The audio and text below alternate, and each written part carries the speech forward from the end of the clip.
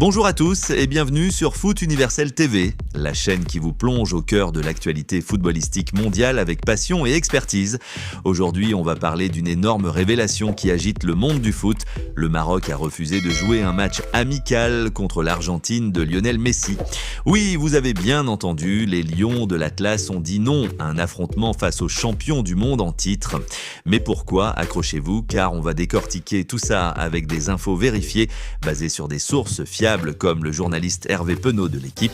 Pas de fake news ici, on reste dans le réel. Si vous aimez le foot authentique, abonnez-vous, likez et activez la cloche pour ne rien rater. Allons-y, salut les footeux. Je suis votre présentateur et sur Foot Universel TV, on adore les scoops qui font vibrer la planète foot. Imaginez l'Argentine, avec sa star planétaire Lionel Messi, propose un match amical au Maroc. Une occasion en or pour les supporters marocains de voir le génie argentin fouler les pelouses du royaume. Mais non, la Fédération royale marocaine de football, FRMF, a poliment décliné.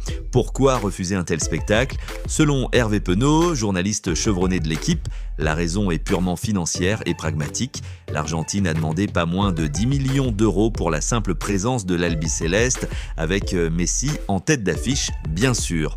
À cela s'ajoutent des billets d'avion en classe affaires pour toute l'équipe et d'autres avantages logistiques comme l'hébergement de luxe et le transport sur place. C'est une somme astronomique pour un simple match amical qui n'apporte pas de points en compétition officielle. Hervé Penaud l'explique parfaitement dans son analyse. Il y a un prix avec Messi, un autre sans, mais s'il n'est pas là, peu d'intérêt.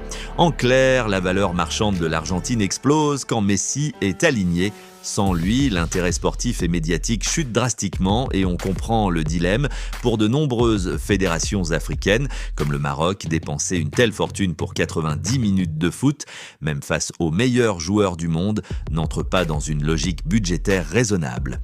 Le Maroc, qui a un budget fédéral à gérer avec sagesse, préfère investir ailleurs. Pensez-y, 10 millions d'euros, c'est l'équivalent de ce que pourrait coûter la rénovation d'un stade ou le financement de formation pour les jeunes talents. Et avec la Coupe d'Afrique des Nations, SAN 2025 qui se profile à l'horizon, les priorités sont claires. Parlons un peu du contexte pour bien comprendre.